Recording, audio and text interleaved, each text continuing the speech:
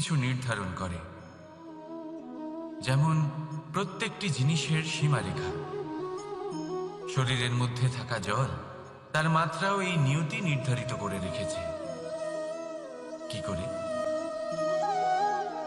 দেখুন, যদি সঠিক সময়ে আপনি পরিশ্রম করে নিজের ঘাম না ঝরান, তাহলে কিছু সময় পরে আপনার চোখের জল অবশ্যই ঝরবে। কারণ সবকিছু যদি ভাগ্যের জোরে পেয়ে যাওয়া যায়, তাকে কর্মের দ্বারা সামলে রাখতে হয়। যদি পরিশ্রম করতে থাকেন, তাহলে যা পেয়েছেন তা সামলে রাখতে পারবেন, আর যা যা আপনি পেতে চান তা অবশ্যই পাবেন। কিন্তু যদি পরিশ্রমের থেকে দূরে থাকেন, তাহলে যা পেয়েছেন তা তো হারিয়ে ফেলবেনই, আর যা পেতে চান তার তো কোনো প্রশ্নই ওঠে না, আর বয়ে যাবে শুধুমাত্র অশ্রু। এবার সিদ্ধান্ত আপনার। কি ঝরাতে চাইবেন আপনি? ঘাম নাকি অশ্রু? রাধা রাধা। এই জীবনে মানুষ শুধু তিনটি জিনিসের পেছনে ছোটে: ছায়া অর্থাৎ সঙ্গী সম্মান, কায়া অর্থাৎ সুন্দর বলিষ্ঠ শরীর, আর তৃতীয় হল মায়া অর্থাৎ ঐশ্বর্য। এবার অবাক করার মতো বিষয় হলো, সময় এলে পরে এই তিনটি বস্তুই সবার আগে আপনাকে ত্যাগ করে। অন্ধকারে ছায়া আপনাকে ত্যাগ করে, বার্ধক্যে কায়া আপনাকে ত্যাগ করে, আর অন্তিম সময়ে মায়াও আপনাকে ত্যাগ করে। এগুলো কিছুই কাজে আসে না যার পেছনে আপনি সারা জীবন দৌড়েই যাচ্ছিলেন। যদি কিছু কাজে লাগে, তা হলো আপনার প্রেমপূর্ণ ব্যবহার যা আপনি সংসারকে দিয়েছেন।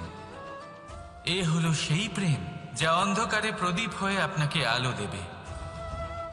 এ হলো সেই প্রেম যা বার্ধক্যে হাত রূপে আপনাকে শক্তি দেবে, সহায়তা করবে। আর যখন আপনার কাছে অর্থ থাকবে না, তখন এই প্রেমই আপনাকে সামর্থ্য যোগাবে। জীবনে যদি কিছু উপার্জন করতে চান, তাহলে শুধু প্রেম উপার্জন করুন। যদি আপনিও আমার মতো দূরের কথা ভাবতে চান, তাহলে শুধুমাত্র প্রেম উপার্জন করুন। আর এখন এই প্রেম ভাব নিয়েই বলুন, রাধা রাধা। কখনো প্রদীপ জ্বালাতে গিয়ে আপনার হাত পুড়ে গেছে? একবার মনে করে দেখুন সেই অনুভূতি। এক্ষুনি মনের মধ্যে যন্ত্রণার এক অনুভূতি বয়ে যাবে। কখনো হাঁটতে হাঁটতে পায়ে কাঁটা ফুটে গেছে? মনে করুন, এক্ষুনি মনের মধ্যে যন্ত্রণার এক অনুভূতি বয়ে যাবে। এরকম কেন হয়ে থাকে? কষ্ট তো শুধু তখন হয়েছিল, কিন্তু যদি আজ মনে করেন, তাহলে সেই যন্ত্রণা আপনার মনে মাথায় থেকেই যায়। এরকম কেন হয়ে থাকে যে জীবনে যখনই আমরা যন্ত্রণার অনুভব করি, তারপর আমরা সেই যন্ত্রণা নিজের সাথে বহন করে নিয়ে চলি? কারণ হলো একটাই, চিন্তা। কোনো যন্ত্রণাই এতটা কষ্ট আমাদের দেয় না যতটা কষ্ট এই চিন্তা দেয়। তাহলে এই চিন্তা ত্যাগ করুন, আর ভাবুন যে কিভাবে নিজেকে সবসময় আনন্দে রাখা যায়। আর অতীতকাল এবং ভবিষ্যতের চিন্তা ছেড়ে দিন, এই বিষয়ে ভাবাই ছেড়ে দিন। শুধুমাত্র এটা ভেবে নিন যে আজ আমায় নিজেকে আনন্দে রাখতে হবে, যে করেই হোক। এটা করা শুরু করে দিন। তারপর আপনি দেখবেন আপনার কাল, পরশু, পরের সপ্তাহ, সমস্ত মাস, সমস্ত বছর, পরের বছর, সম্পূর্ণ জীবন আপনি শুধুমাত্র প্রসন্নতাই পাবেন। এবার আসুন এই প্রসন্নতার সাথেই বলুন, রাধা রাধা। কখনো ভেবে দেখেছেন আমরা জিহ্বার সাথে সাথে কান কেন পেয়েছি? এবার আপনি বলবেন, এ তো সহজ কথা, যাতে আমরা কথা বলার সাথে সাথে শুনতেও শিখি। এবারের আরো একটা গুরুত্ব আছে। আগে আমাকে বলুন, নিজের প্রশংসা শুনতে কার না ভালো লাগে? সবারই ভালো লাগে। এটাই হলো মূল কথা। যদি এই কান দিয়ে আপনি নিজের প্রশংসা শুনতে চান, তাহলে সর্বপ্রথম এই জিহ্বা দিয়ে অন্যের প্রশংসা করতে শিখুন। এবার প্রশংসার বিষয়ে একটা অত্যন্ত গুরুত্বপূর্ণ কথা আপনাদের বলব। কখনো যদি কারোর প্রশংসা আপনি করেন তাহলে সবার আগে সেই ব্যক্তির উৎসাহ বেড়ে যায়, আর তারপর নিজে যদি ভেবে দেখেন তাহলে নিজের মনেও সন্তুষ্টি আর প্রশান্তি চলে আসে। আর একবার যদি এই মন প্রশান্তিতে ভরে যায়, তারপরে কেউ প্রশংসা করুক বা না করুক কিচ্ছু যায় আসে না। সেই জন্য সবসময় অন্যের সম্মান করবেন, স্নেহ করবেন, প্রশংসা করবেন, সুখ ভাগ করে নেবেন। যার মধ্যে যেটা ভালো আছে তা বলুন, তাকে মনে করান তিনিও ভালো, তার উৎসাহ বাড়িয়ে তুলুন। তিনি জীবনে সামনে এগোবেন, আর এই ব্রহ্মাণ্ড আপনাকে কখনো পিছিয়ে থাকতে দেবে না। রাধা রাধা। সত্য এবং অসত্য দুটোর মধ্যে পার্থক্য কি আছে? পার্থক্য হলো অ অক্ষরটার। এবার অ দিয়ে হতে পারে আরম্ভ, অ দিয়ে হতে পারে অন্ত। সত্য হলো সেটা যেখানে সমস্ত পথের আরম্ভ হয়, অসত্য সেটা যেখানে সমস্ত পথের শেষ হয়। এবার এরা চলতে হয়তো পারে না, কিন্তু তাও ছাপ রেখেই যায়। সত্য সেই ছাপ রেখে যায় যা একটা উজ্জ্বল উৎকৃষ্ট উদাহরণ হতে পারে, আর অসত্য সেই উদাহরণ তৈরি করে যা একটা কলঙ্কিত ইতিহাস তৈরি করে। এখন আপনি আগামী সময়ের জন্য কেমন ছাপ রেখে যাবেন, এই সিদ্ধান্ত পুরোপুরি আপনার। রাধা রাধা। চলুন একটা প্রশ্ন করি। কোনো মানুষকে জিজ্ঞাসা করবেন যে সে মূর্খ, অলস, বিবেকহীন, অসফল, এইসব বিশেষণ দিয়ে নিজেকে পরিচিত করতে চাইবে? না। কাউকে জিজ্ঞাসা করুন আপনি কি মূর্খ? না। আপনি কি অসফল হয়েছেন? না। আপনি কি বিবেকহীন? না। এবার বলুন আপনি জীবনে মূর্খ ও বিবেকহীন হবার জন্য কোনো ভালো পরিকল্পনা বানিয়েছেন? উত্তর পাবেন না। কারণ কোনো পরিকল্পনা বানানো হয় না যাতে আপনি মূর্খ বা অসফল হন। মানুষ মূর্খ বা অসফল তখন হন যখন কোনো পরিকল্পনাই থাকে না।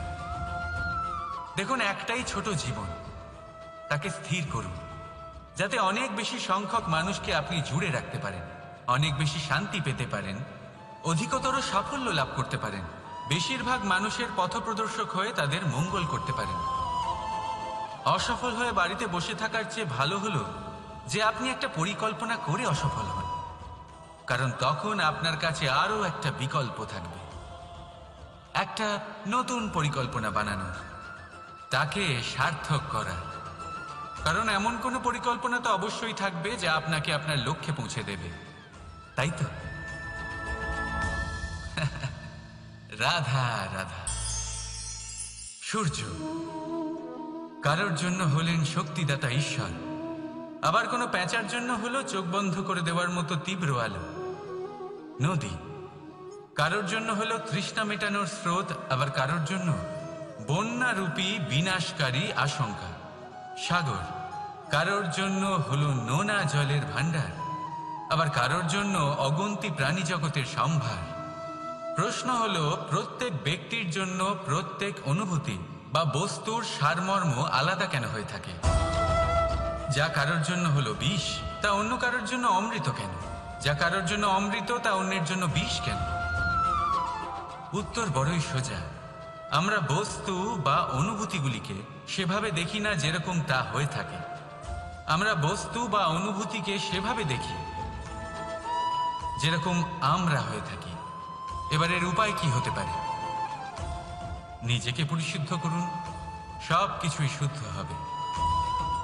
রাধা রাধা। প্রেম, ঘৃণা,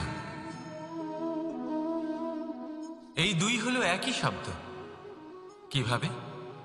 দেখুন না, দুটোতেই আড়াই অক্ষর রয়েছে। দুটোই হলো সেই অনুভূতি যা আমাদের মনের সাথে জড়িত, আর এই দুই অনুভূতির সাথেই জড়িত মানুষ আমাদের জন্য গুরুত্বপূর্ণ। পার্থক্য শুধু এটাই যে প্রেম পায় সম্মান আর ঘৃণাকে করা হয় অবজ্ঞা। এরকম কেন? কারণ প্রেম হলো সেই অনুভূতি যেখানে মানুষ সব কিছু দিয়ে দিতে চায়, সব কিছু লুটিয়ে দিতে চায়। সেখানে ঘৃণা হলো এমন অনুভূতি যেখানে মানুষ সব কিছু কেড়ে নিতে চায়, সব কিছু জিতে নিতে চায়। তাও প্রেমের অনুভূতি কখনো আপনাকে হারতে দেয় না, আর ঘৃণার অনুভূতি কখনো আপনাকে জিততে দেয় না। এবার কি করবেন আপনি? একটাই জীবন, ঘৃণার সাথে বাঁচবেন নাকি প্রেমের সাথে? আমি তো প্রেমকেই চয়ন করব। রাধা রাধা।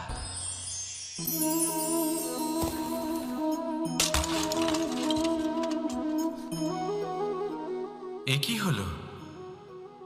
আমি আঘাত পেতেই এটা হাত থেকে পড়ে গেল কেন, ভেঙে গেল কেন? এবার আপনি বলবেন এরকমই তো হয়ে থাকে এই জীবনে, এই সংসারে। আঘাত লাগার পরে আমাদের হাতে যা থাকে তা পড়ে যায়, যা তৈরি হয় তা ভেঙেও যায়। কিন্তু এটা কি সত্যি? আপনাকে একটা কথা বলে রাখি, আঘাত পেয়ে পড়ে যাবার পরে সংসারের যে কোনো বস্তুই হাত থেকে পড়ে যাক না কেন, সাফল্য অবশ্যই আসে।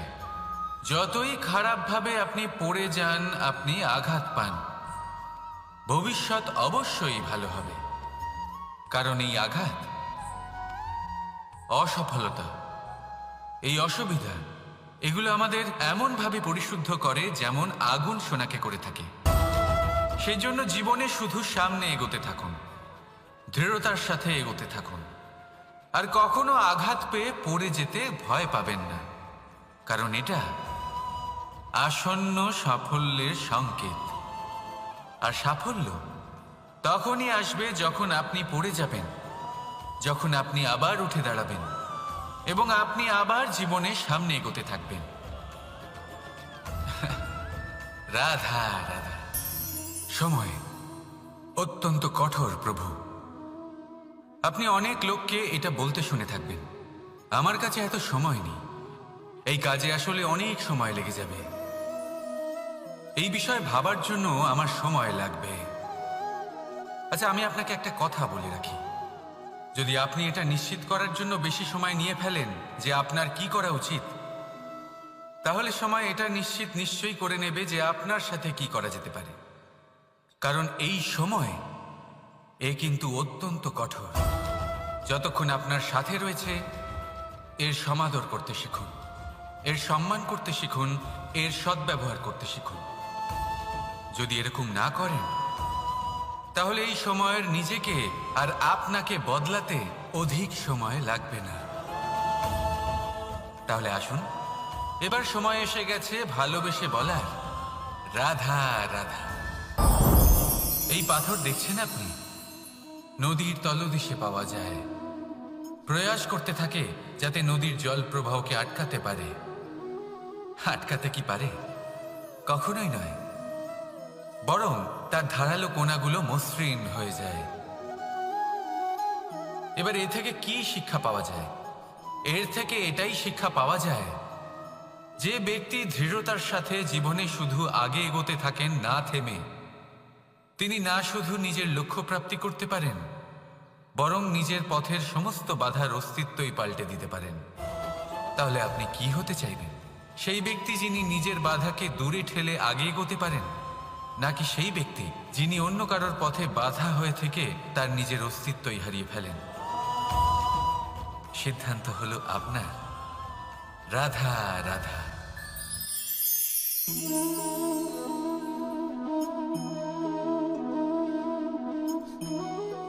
এই শুকনো পাতা দেখতে পাচ্ছেন? এটা কখনো গাছের ডালে ছিল, সবুজ তরতাজা, বৃক্ষকে পুষ্টি দান করত। কিন্তু যেই এটা শুকিয়ে গেল, যেই ও পুষ্টি সরবরাহ করা বন্ধ করে দিল, ওকে ফেলে দেওয়া হলো। এবার আপনি বলবেন এটাই তো হলো সত্যি, এটাই তো হলো সংসারের তিক্ত সত্যি। এই সংসার ততক্ষণ পর্যন্তই আপনাকে নিজের সাথে রাখবে যতক্ষণ আপনি নিজেকে উপযুক্ত বানিয়ে রাখতে পারবেন। আমি এটা বলবো না যে এটা হলো মিথ্যে, কিন্তু এটা অবশ্যই বলবো যে এটা সম্পূর্ণ সত্যি নয়। সম্পূর্ণ সত্যি হলো এটাই যে যদি আপনি চান তাহলে চিরকালের জন্য সংসারকে পুষ্টি দান করতে পারেন, আর চিরকালের জন্য সংসার আপনাকে নিজের সঙ্গে রাখতে পারে। কিভাবে? এই শুকনো পাতার উদাহরণই আপনাকে দিচ্ছি। এই শুকনো পাতা প্রথমে টুকরো হবে, তারপরে বৃষ্টির জলের সাথে গলে যাবে, তারপর সার হবে, তারপর সেই বৃক্ষের গোড়াতেই সমাহিত হবে, একটা নতুন অঙ্কুরকে একটা নতুন জীবন দেবে। তাহলে আপনি ভাবুন আপনি নিজের জীবনের সাথে কি করতে চান। যদি কখনো আপনি পড়ে যান, অসফল হয়ে থাকেন, তাহলে আপনি কি এই উৎসাহ হারিয়ে ফেলবেন, নাকি আবার উঠে দাঁড়াবেন আর আবার এক নতুন সংসারের রচনা করবেন? সিদ্ধান্ত আপনার। রাধা রাধা। এই ধৈর্য কি কোনো গুণ, কোনো অনুভূতি, কোনো দৃষ্টিভঙ্গি? আমার জন্য ধৈর্য এক বাহন। আপনি হয়তো ভাবছেন এই কেমন বাহন? বাহন তো ঘোড়া হতে পারে, হাতি হতে পারে, উটও হতে পারে, কিন্তু ধৈর্যকে বাহন বানানো মানে? চলুন আপনাকে একটা কথা বোঝাই। পৃথিবীতে এমন কোনো বাহন নেই যে তার আরোহীকে আছড়ে ফেলেনি। সেটা উট হোক বা হাতি হোক বা ঘোড়া হোক, চলতে চলতে কখনো নড়বড় করেই বসে। তারপর সেই আরোহী পরে কারোর পায়, তারপর পরে তার নিজের নজরে। কিন্তু ধৈর্যরূপী বাহন কখনো কাউকে ফেলে না, কখনো না। না সেই আরোহী কারোর পায়ে পড়ে, আর না তো নিজের নজরে। কারণ ধৈর্য আপনাকে বিবেক প্রদান করে, বিবেক আপনাকে পরিকল্পনায় সাহায্য করে, আর পরিকল্পনা প্রদান করে আপনাকে শক্তি, আপনার লক্ষ্যের দিকে অগ্রসর হওয়া। বুঝলেন? ধৈর্যকে সঙ্গে রাখুন, নিজেকে আরো ধৈর্যশীল করে তুলুন। এই ধৈর্যের সাহায্যে আরোহণ করে দেখুন কিভাবে এই বাহন আপনাকে আপনার গন্তব্যে পৌঁছে দেবে। রাধা রাধা। অর্ধাঙ্গিনী। আপনার জীবনে অর্ধাঙ্গিনীর ভূমিকা কি হতে পারে? আপনি বলবেন সেরকমই যেমন আমার জীবনে রুক্মিণীর ভূমিকা। এটা সত্যি, কিন্তু এটাও সত্যি কথা যে আমার আর রুক্মিণীর এই সম্পর্ক, তাকে আরো গভীর করার জন্য অত্যন্ত প্রয়োজনীয় হলো আমরা প্রথমে বন্ধু হই। একজন ভালো স্বামী বা স্ত্রী হবার প্রথম পদক্ষেপ বন্ধুত্ব, অর্থাৎ সখা প্রেম। যতক্ষণ না এক স্বামী স্ত্রী নিজেদের সম্পর্কে বন্ধুত্বের মাহাত্ম্য বুঝতে পারবেন না, ততক্ষণ এই সম্পর্ক যেন অপূর্ণ থেকে যাবে। আর তারপর এই সম্পর্কে জন্ম নেয় সেই অনুভূতি, যেমন অধিকার, যেমন অভিমান। এই দুই ভাবনা যা এই সম্পর্ক ভাঙার প্রথম পদক্ষেপ হয়ে থাকে। সেই জন্য নিজের দাম্পত্য জীবনে অধিকার ফলানোর আগে নিজেকে জিজ্ঞাসা করুন, আপনি কি আপনার জীবনসঙ্গীর সব থেকে ভালো সখা হতে পেরেছেন? সম্পর্ক আরো উন্নত হবে। রাধা রাধা। বিবাহ। একজন নারীর জীবনে বিবাহের গুরুত্ব কতটা? আসুন আমরা কথা বলি রুক্মিণীকে নিয়ে। একজন নারী যিনি পবিত্র মানসিকতা নিয়ে কাউকে ভালোবেসেছেন, তাকে বিয়ে করতে চেয়েছেন। এবার বিয়ে মানে কাউকে পাওয়া, মানে কারোর হাত ধরে আগামী সমস্ত জীবন তার সাথে কাটিয়ে দেওয়া। এবার আমার হাত ধরে রুক্মিণী বিয়ের সুখ তো নিশ্চয়ই পেয়েছে, কিন্তু ওর এই প্রেমের যাত্রা, এর অন্ত হলো না, বরং তা শুরু হলো। এবার রুক্মিণীর জীবনে সেই অধ্যায় শুরু হয়ে গেছে যেখানে ওকে সেই মানুষকে বুঝতে হবে যার হাত ধরে সমস্ত জীবন অতিবাহিত করার সিদ্ধান্ত নিয়েছে সে। এবার এরকম একটা সময় প্রত্যেকের জীবনে এসে থাকে। প্রত্যেকের মানে আপনারও। আপনার জীবনেও এমন এক সময় আসবে, তার জন্য তৈরি থাকুন। নিজের মনে যা যা বিকার আছে তা কোথাও ত্যাগ করে আসুন, আর পরিশুদ্ধ ভালোবাসা দিয়ে, পবিত্র মন দিয়ে নিজের জীবন সাথীকে বোঝার চেষ্টা করুন, কোনো আশা না রেখে। যদি এরকম করতে পারেন তবেই কঠিন পরীক্ষায় উত্তীর্ণ হবেন, নয়তো নয়। রাধা রাধা। অনেকে আমাকে অনেকবার জিজ্ঞেস করেছেন যে কানাই, রুক্মিণী হলো তোমার অর্ধাঙ্গিনী, তাহলে কেন ওর এই যাত্রা এত কঠিন হলো? কেন তোমার এই অগাধ অখণ্ড ভালোবাসা পাওয়ার জন্য ওকে এত কঠিন পরীক্ষার সম্মুখীন হতে হলো? আসুন আমি আপনাকে একটা কথা বোঝাই। অগাধ অখণ্ড ভালোবাসার এই পথ তা তো কঠিনই হবে। এবার এরকমই এক যাত্রা করতে হয়েছে রুক্মিণীকে, পরিশুদ্ধ ভালোবাসা বুঝতে পারার যাত্রা। এমন ভালোবাসা যা কিনা ক্রোধ, ভয়, মোহ, অধিকার, অহংকার, হিংসা এই সমস্ত বিকারের ঊর্ধ্বে। এবার এই যাত্রায় ওকে সাহায্য করবে রাধা। আর শুধু তাই নয়, আমি আপনাকে বলি, সংসারের প্রত্যেক নারী এই যাত্রা করে থাকেন। এবার যে নারী এই যাত্রার শেষ পর্যন্ত পৌঁছতে পারেন, তিনি এক উচ্চ স্তরে পৌঁছে যেতে পারেন, যেখানে তাকে বলা হয় অর্ধাঙ্গিনী। রাধা রাধা। সমস্যা। এবারে বলুন, সমস্যা কার জীবনে নেই? প্রত্যেকের জীবনে সমস্যা থাকেই। হ্যাঁ ঠিক আছে, জীবন আছে যখন, তখন সময়ের সাথে সমস্যাও আসবে। কিন্তু প্রত্যেক সমস্যাই কি সময়ই নিয়ে আসে? না, আপনি সমস্ত সমস্যার দায় সময়কে দিতে পারেন না। বেশিরভাগ সমস্যা তো এমন হয়ে থাকে যাদের আমরা নিজেরাই ডেকে আনি। হে সমস্যা, এসো, আমি তোমার জন্য অপেক্ষা করছি। কিভাবে? এবার এটা নির্ভর করছে আপনার হ্যাঁ বা না এর ওপরে। বেশিরভাগ সমস্যাই এই জন্য আসে যেহেতু আমরা বারবার হ্যাঁ বলতে থাকি, আর বেশিরভাগ সমস্যা এই জন্যই আসে যেহেতু আমরা সঠিক সময় না বলতে পারি না। সেই জন্য না ভেবেচিন্তে কোনো কথা বা কোনো প্রস্তাবের সমর্থন করলে তা আপনাকে খুব বড় বিপদে ফেলে দিতে পারে। সেইখানেই কখনো না না বলতে পারা তা আপনাকে তার থেকেও বড় বিপদে ফেলে দিতে পারে। তাই মনে রাখবেন, এই অত্যন্ত জরুরি শিক্ষা। সব সময় খুব ভেবে চিন্তেই হ্যাঁ বলবেন, আর দৃঢ়তার সাথে না বলবেন। আর বিশ্বাস করুন, আপনার জীবন অত্যন্ত সুখময় হয়ে যাবে। তাহলে আসুন আমার সাথে ভালোবেসে বলুন, রাধা রাধা। সাফল্য। সাফল্য এই পৃথিবীতে কে না পেতে চান? প্রত্যেক মানুষ চান যেন সাফল্য নিজে এসে তার কাছে ধরা দেয়।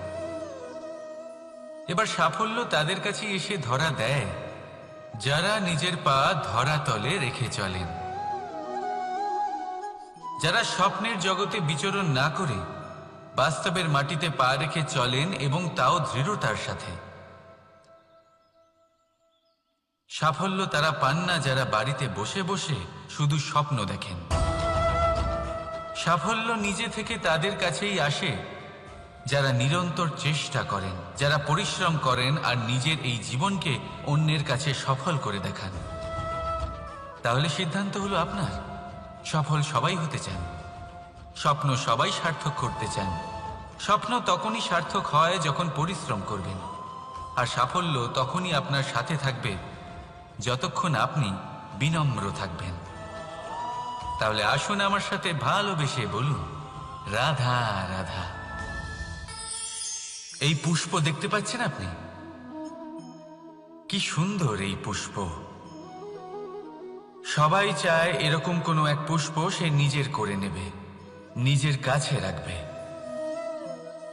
এবার ভাবুন, এই পুষ্প যে সম্মান পায় তা কিসের জন্য পায়? শুধু কি তাকে সুন্দর দেখতে বলে? আসুন আপনাকে একটা কথা বোঝাই। এই ফুল যখন গাছে থাকে তখন এই রূপ আমাদের আকর্ষণ করে। এই ফুল দিয়ে যদি আপনি মালা বানান, কোনো মূর্তিতে দেন, তাহলে তা সম্মানের নিদর্শন হয়। এবার এই ফুলই যদি আপনি বিছানাতে ছড়িয়ে দেন, তাহলে সেই দৃশ্য দেখে সেই সুবাসে আপনার মন পুলকিত হয়ে ওঠে। কিন্তু ভাবুন, এই পুষ্পই যদি আপনি চিতায় সাজান, তাহলে এই পুষ্পকে আর কেউ সম্মান করে না। এ কিরকম কথা? সেই একই পুষ্প এক পরিস্থিতিতে সম্মান পাচ্ছে, এক পরিস্থিতিতে নয়। কেন? কারণ এতেই লুকিয়ে রয়েছে একটা গুরুত্বপূর্ণ শিক্ষা। এর সারমর্ম হলো এটাই যে এই সম্মান ব্যক্তি বা বস্তুকে করা হয় না, সম্মান করা হয় সময় এবং পরিস্থিতিকে। এবার এই যে সময়, তা কখনোই আমাদের বশে থাকে না, আমাদের বশে থাকে পরিস্থিতি। আমাদের পরিস্থিতি কেমন হবে তার সিদ্ধান্ত স্বয়ং আমরাই নিই, আর যেরকম আমাদের পরিস্থিতি হবে সেরকমই আমাদের সম্মান করা হবে। তাহলে আসুন আমার সাথে ভালোবেসে বলুন, রাধা রাধা। আপনি কখনো কোনো ঝর্ণার ধারে বসে থাকুন আর সেই ধ্বনি শুনতে থাকুন। আহা হা হা, সেই ধ্বনি মনকে শান্ত করে দেয়, আমাদের মধ্যে এক আনন্দের সঞ্চার করে। একেই আমি বলি নৈসর্গিক সঙ্গীত। কখনো ভেবে দেখেছেন এই সঙ্গীত উৎপন্ন করার জন্য জলকে কত পরিশ্রম করতে হয়, কি না করতে হয়? ভেবে দেখুন, সেই জল কোথা কোথা থেকে পড়েছে, কত কত পাথরের সাথে ধাক্কা খেয়েছে, কত তীক্ষ্ণ পাথরের সাথে সম্মুখীন হয়েছে, তাকে কিভাবে পার করেছে, নিজের শরীরের সাথে লেগে থাকা সেই পাথরের সাথে কিভাবে সংঘর্ষ করেছে, কিভাবে সামনে এগিয়েছে। ভাবুন, এই সব কিছু হওয়ার পরেই সেই সঙ্গীত উৎপন্ন হয়েছে। এই ঝর্ণার এই মধুর সঙ্গীত কখনো আপনার কান পর্যন্ত পৌঁছতই না যদি সেই জলের বিরোধিতা করার জন্য সেই পাথর না থাকত। এর সারমর্ম কি হতে পারে? সারমর্ম হলো একটাই, এই সব বাধার সম্মুখীন হন, এদের থেকে দূরে পালাবেন না, কারণ এই বাধা হলো নৈসর্গিক। সবার জীবনে এই বাধা রয়েছে, তার সম্মুখীন হন, জীবনের সামনে এগোন।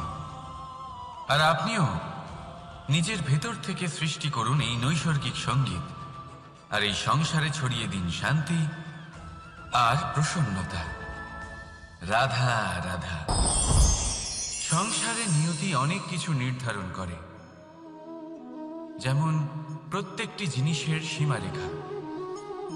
শরীরের মধ্যে থাকা জল, তার মাত্রাও এই নিয়তি নির্ধারিত করে রেখেছে। কি করে? দেখুন, যদি সঠিক সময়ে আপনি পরিশ্রম করে নিজের ঘাম না ঝরান, তাহলে কিছু সময় পরে আপনার চোখের জল অবশ্যই ঝরবে।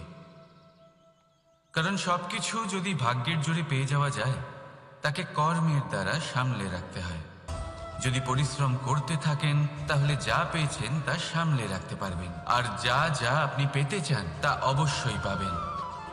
কিন্তু যদি পরিশ্রমের থেকে দূরে থাকেন, তাহলে যা পেয়েছেন তা তো হারিয়ে ফেলবেনই, আর যা পেতে চান তার তো কোনো প্রশ্নই ওঠে না, আর বয়ে যাবে শুধুমাত্র অশ্রু। এবার সিদ্ধান্ত আপনার।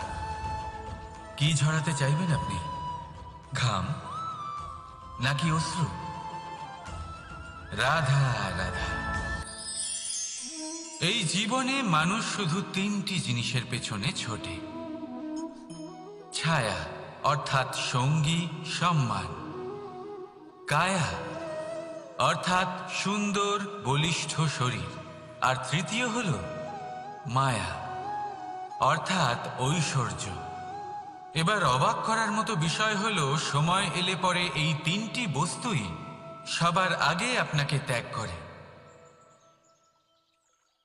অন্ধকারে ছায়া আপনাকে ত্যাগ করে, বার্ধক্যে কায়া আপনাকে ত্যাগ করে, আর অন্তিম সময়ে মায়াও আপনাকে ত্যাগ করে। এগুলো কিছুই কাজে আসে না যার পেছনে আপনি সারা জীবন দৌড়েই যাচ্ছিলেন। যদি কিছু কাজে লাগে